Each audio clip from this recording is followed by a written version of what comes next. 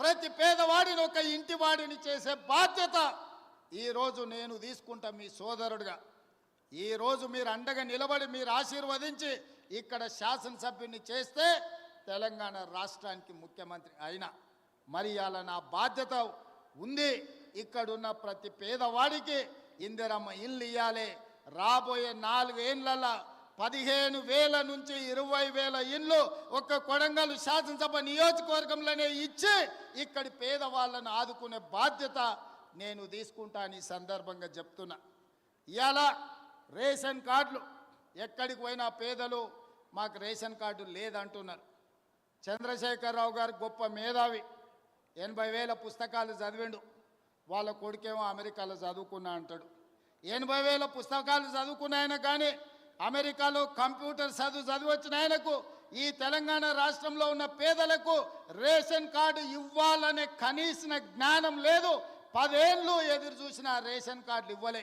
అందుకే ఇవాళ ప్రతి గ్రామంలో ఉన్న పేదవాడికి రాష్ట్రం మొత్తంలో 30-40 లక్షల కుటుంబాలకి ఇవాళ రేషన్ కార్డులు లేని ప్రతి వాళ్లకు రేషన్ కార్డు ఇవ్వాలని మన ప్రభుత్వం నిర్ణయం తీసుకున్నది. రేషన్ కార్డు ఇచ్చిన ప్రతి వాడికి సన్న బియ్యం పంచే కార్యక్రమాన్ని కూడా మన ప్రభుత్వం తీసుకుంటుంది. ఇవాళ రేషన్ కార్డు అనేది పేదవాడి యొక్క గుర్తింపు. ఆధార్ కార్డు ఎట్లనో రేషన్ కార్డు కూడా అట్లనే. ఎక్కడికి పోయినా ఏమున్నా లేకపోయినా పేదవాడిని అధికారులు రేషన్ కార్డు ఉందా అని అడుగుతారు. మరి ఇవ్వాల్సిన అధికారులు గత ప్రభుత్వం 10 ఏళ్ళు రేషన్ కార్డులు ఇవ్వలేదు. అందుకే ఇవాళ మనం ప్రతి గ్రామంలో గ్రామ సభలు పెట్టి గ్రామ సభల ద్వారా మన దగ్గర ఉన్న సమాచారాన్ని ఇవ్వడమే కాదు, రేషన్ కార్డులు రాని వాళ్ళను వివరాలు లేని వాళ్ళను గ్రామ సభలల్లో మీ వివరాలు ఇవ్వండి, మీ అందరికీ రేషన్ కార్డులు ఇస్తామని చెప్పి మన ప్రభుత్వ అధికారులను గ్రామాలకు పంపించినాం. ప్రతి 6 నెలలకు క్రమము తప్పకుండా అధికారులను గ్రామాలకు పంపిస్తున్నాం. గత 10 ఏళ్లలో ఎప్పుడైనా అధికారులను చూసినరా అని నేను అడుగుతున్నా. ఎప్పుడైనా చూసినరా? కలెక్టర్లను చూసినరా? ఆర్డీఓలను చూసినరా? ఎంఆర్ఓలను చూసినరా? అధికారులు ఎవరైనా మన గ్రామాలకు వచ్చినరా? ఇప్పటికే 3 సార్లు మనం గ్రామ సభల ద్వారా గ్రామాలకు అధికారులను పంపించి ప్రజల దగ్గరికి పంపించి ప్రజా పరిపాలనలో ప్రజలకు మీరు జవాబుదారీతనంగా ఉండాలి, ప్రజలకు వెళ్ళి వివరించండి అని చెప్పి ప్రతి అధికారిని గ్రామ బాట పట్టించినాం. గతంలో పని కావాలంటే ఫామ్ హౌస్కు పోవాల్సి ఉండే, కానీ ఇప్పుడు ఆ విధానం మార్చినాం. ప్రజల దగ్గరికే అధికారులను పంపించినాం, ప్రజల దగ్గరికే ఎమ్మెల్యేలను పంపించినాం, ప్రజల దగ్గరికే మంత్రులను పంపించినాం, ప్రజల దగ్గరికే ఈరోజు ముఖ్యమంత్రి కూడా వచ్చిండు. ప్రజలే రాజులు, ప్రజలే పాలకులు. ప్రజల దగ్గరికి ప్రభుత్వ అధికారులైనా మంత్రులైన ముఖ్యమంత్రులైన ప్రజల దగ్గరికి వెళ్ళాల్సిందే, ప్రజల ముందు నిలబడాల్సిందే అని మన ప్రభుత్వం వచ్చినాక మార్పు తీసుకొచ్చినాం. అందుకే ఇవాళ చీఫ్ సెక్రటరీ నుంచి మొదలు పెడితే రాష్ట్ర స్థాయిలో ఉన్న ప్రతి అధికారి, జిల్లా స్థాయిలో ఉన్న కలెక్టర్లు, హౌసింగ్, రెవెన్యూ అన్ని డిపార్ట్మెంట్ల అధికారులు ఇవాళ చంద్రవంచ గ్రామానికి వచ్చిన ఒక మారుమూల ప్రాంతంలో అంటే ఇది ప్రజల కోసం తీసుకొచ్చిన మార్పు, ఇది ప్రజా పరిపాలన. అంటే ఫామ్ హౌస్లో ఉండి గడీలలో బండి ఈరోజు 10 ఎకరాలలో భవంతులు కట్టుకొని పరిపాలన చేస్తామంటే కుదరదు. ప్రజల దగ్గరికి వెళ్ళాల్సిందే, ప్రజలు అడుగుతారు, ప్రజలు కడుగుతారు, ప్రజలకు జవాబు చెప్పాల్సిందే అని చెప్పి ఇవాళ ప్రభుత్వాన్ని ప్రజల దగ్గరికి పంపించినాం.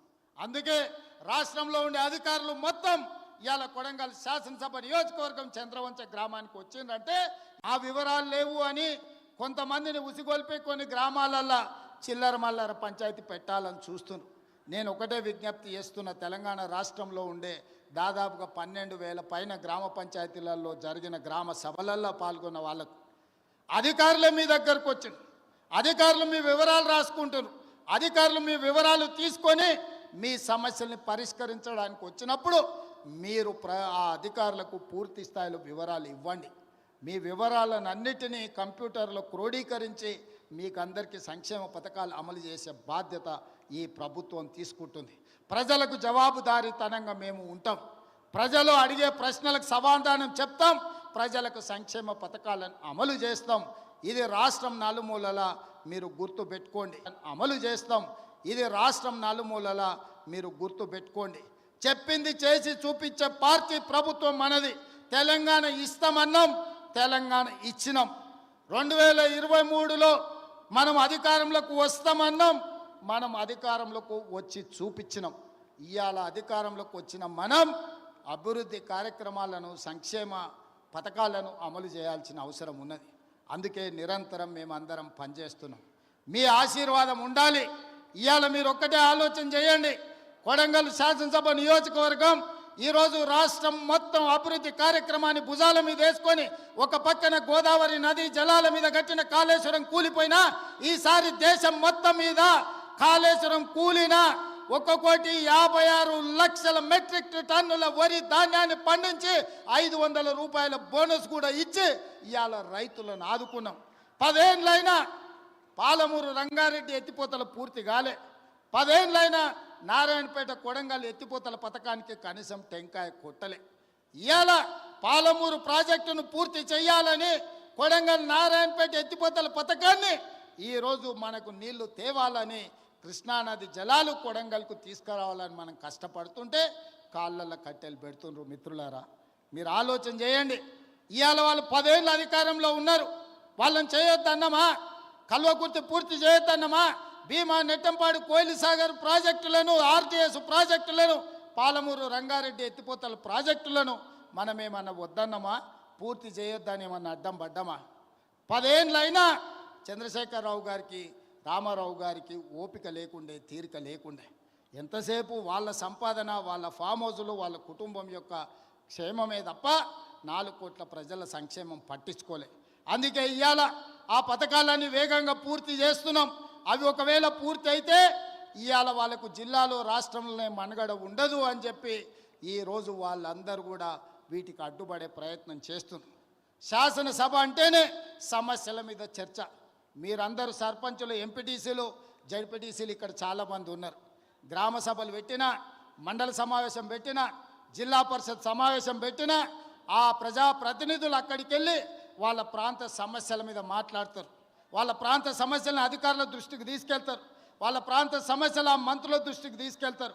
పనులు కాకపోతే సభలోనే నిరసన తెలిపి పనులు సాధించుకోవడానికి ప్రయత్నం చేస్తారు. ఇది ప్రజాప్రతినిధి యొక్క బాధ్యత. కానీ 13 నెలల ఒక్కరోజైనా ప్రధాన ప్రతిపక్ష నాయకుడు అసెంబ్లీకి వచ్చినా మీరు ఆలోచన చేయండి. ప్రధాన ప్రతిపక్ష నాయకుడు అసెంబ్లీకి రానప్పుడు, ఊర్లో ఎన్నికైన సర్పంచ్ ఊర్లో లేనప్పుడు, ఎంపీపీ సమావేశాన్ని నిర్వహించినప్పుడు వాళ్ళు ఉండాల్సిన అవసరం ఉందా? ఇవాళ సర్పంచ్ ఊర్లో లేకపోతే ఊరిడు అని మనం అంటాం. మరి ప్రతిపక్ష నాయకుడు సభకు రాకపోతే ఏమనాలనో మీరు ఒక్కసారి ఆలోచన చేయండి. ఆయనకు బాధ్యత లేదా?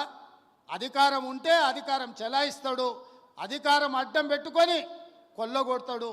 ఇది తప్ప ప్రతిపక్ష నాయకుడిగా వారు బాధ్యతలు నిర్వహించరా అని నేను అడుగుతున్నా. బాధ్యత నిర్వహించినప్పుడు వారికి ఆ పదవి ఎందుకు అని చెప్పి నేను ఈ వేదిక మీద నుంచి ప్రశ్నిస్తున్నా. అందుకే ఇవాళ ఆలోచన చేయండి. కొడంగల్ శాసనసభ నియోజకవర్గంలో పరిశ్రమలు తేవాలి, మన నిరుద్యోగ యువకులకు ఉద్యోగ ఉపాధి అవకాశాలు కల్పించాలి అని ఈ నియోజకవర్గంలో మనము రైతులను ఒప్పించి ఒక 1300 ఎకరాల భూసేకరణ చేయాలని చూసినాం. అక్కడికి పరిశ్రమలు తెస్తే 40-50 వేల మందికి ఉద్యోగ ఉపాధి అవకాశాలు వస్తాయి. వెనుకబడిన మన ప్రాంతం, 70 ఏళ్ళు మనల్ని ఎవరిని పట్టించుకొని ప్రాంతం, ఇవాళ మనకు ఒక అవకాశం వచ్చింది. ఈ అవకాశంతో ఇక్కడ పరిశ్రమలు తెచ్చి, ఇక్కడ పెట్టుబడులు పెట్టించి, మన చదువుకున్న నిరుద్యోగ యువకులకు ఉద్యోగాలు, ఉపాధి అవకాశాలు కల్పించి ఇక్కడున్న ఆడబిడ్డలను ఆదుకోవాలని ఒక పరిశ్రమ తెస్తే, ఆ పరిశ్రమ భూసేకరణకు పోయిన అధికారుల మీద దాడులు చేయిస్తారు, రాళ్లతో కొట్టిస్తారు, వాళ్ళని చంపాలని చూస్తారు. ఇదేనా న్యాయం? మనం ఒకవేళ అట్లనే ఆ ప్రభుత్వంలో చేసి ఉంటే 10 ఏళ్ళు వాళ్ళు పరిపాలన చేతురా? కొడంగల్కి ఒక్క పైసా దేలే, ఒక పరిశ్రమ రాలే. ఇవాళ మనకు అవకాశం వచ్చినప్పుడు మనం చేసుకుందామంటే ఇవాళ అధికారుల మీద దాడులు చేపిస్తారు. ఈ విధానం మంచిదా? మీరు ఒక్కసారి ఆలోచన చేయండి. వెనుకబడ్డ మనం ఎప్పటికీ వెనుకబడే ఉండాలనా? ఎప్పటికీ మన పిల్లలు ఇట్లనే ఉండాలనా? ఎప్పటికీ మన పిల్లలు కోస్గి బస్టాండ్లనో, లేకపోతే కొడంగల్ బస్టాండ్లనో, మద్దూరు బస్టాండ్లనో, దౌలతాబాద్ బస్టాండ్లనో, లేకపోతే గుండుమాల్ చౌరస్తల్లో ఇంకా లుంగీలు కట్టుకొని ఖాళీగానే తిరగాలనా? మన పిల్లలు చదువుకోవద్దా? మన పిల్లలు డాక్టర్లు, లాయర్లు, ఇంజనీర్లు కావద్దా? మన పిల్లలు పరిశ్రమలలో పని చేయొద్దా? వాళ్ళ పిల్లలు చదువుకొని ఐఏఎస్లు, ఐపీఎస్లు కావద్దా? మన కొడంగల్కు మెడికల్ కాలేజ్ వద్దా, మన కొడంగల్కి ఇంజనీరింగ్ కాలేజ్ వద్దా, మన కొడంగల్కు పాలిటెక్నిక్ కాలేజ్ వద్దా, మన కొడంగల్కు డిగ్రీ కాలేజ్ వద్దా, ప్రతి మండలానికి జూనియర్ కాలేజ్ వద్దా, మన పిల్లలు చదువుకోవడానికి విద్యాలయాలు కొడంగల్లో ఉండాలనా లేదా ఆలోచన చేయండి. చదువుకోవడానికి మన పిల్లలకు విద్యాలయాలు ఉండాలని, చదువుకున్న మన పిల్లలకు ఉద్యోగ ఉపాధి అవకాశాలు రావాలని ఆ పరిశ్రమలను తీసుకొచ్చే ప్రయత్నం నేను చేస్తుంటే చంద్రశేఖరరావు ఆయన మనుషులు మనకు అడ్డం పడి ఎట్లయినా కొడంగల్ను ముంచాలని ఇవాళ కొడంగల్ అభివృద్ధికి అడ్డం పడుతున్నారు. మీరందరూ సహకరించండి, మీరందరూ ఆలోచన చేయండి. నేను రాష్ట్రం నలుమూలలో తిరిగినా ఈ శాసనసభ నియోజకవర్గంలో మీకు అండగా తిరుపతి రెడ్డి గారు ఎప్పుడు అందుబాటులో ఉంటాడు. మీకు ఏ కష్టం వచ్చినా, ఏ సందర్భం వచ్చినా, ఏ పదవి ఉన్నా లేకపోయినా మీకోసం ఎప్పటికప్పుడు ఎవరికి ఏ కష్టం వచ్చినా, ఏ ఇంట్లో పెళ్ళున్నా, ఏ ఇంట్లో ఏ ఇబ్బంది ఉన్నా మా సోదరుడు మీకు అండగా నిలబడ్డాడు. ఆయన రామారావు అంటున్నాడు ఏం పదవి ఉందని. నేను అడుగుతున్నా దిక్కుమాలినోని, మీ అన్నదమ్ములలో ఉన్నోళ్ళందరికీ పదవులు తీసుకున్నావు. ఆయన నీ సడ్డకుని కొడుకుకి రాజ్యసభ తీసుకున్నావు, నీ చెల్లెల్ని ఎంపీగా ఓడగొడితే ఎమ్మెల్సీ తీసుకున్నావు, నువ్వు మంత్రి తీసుకున్నావు, నీ మా బావ మంత్రి తీసుకున్నావు, నీ నాయన ముఖ్యమంత్రి తీసుకున్నావు, నీ ఇంటిలి పదవులు తీసుకున్నారు. కానీ మేము ఏ పదవి తీసుకోకుండా ప్రజలకు సేవ చేస్తే దాన్ని కూడా తప్పు అంటున్నారు.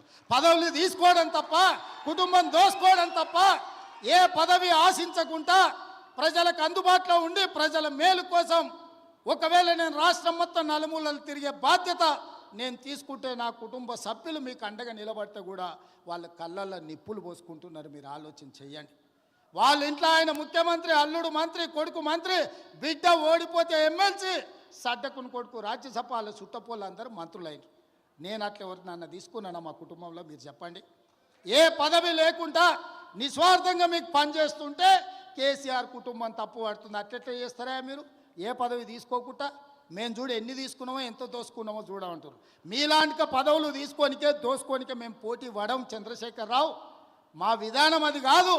మమ్మల్ని నమ్మిన ప్రజలకు అండగా నిలబడి, వాళ్ళ కష్టం వస్తే కష్టాలలో వాళ్ళ తోడుగా నిలబడి, వాళ్ళ కోసం కొట్లాడి, వాళ్ళ కోసం రక్తం చిందించే నాయకత్వం మాది. మిమ్మల్ని నమ్ముకున్న వాళ్ళని మోసం చేసి దోసుకునే నీతి మీది. మీకు మాకు తేడా ఉంది.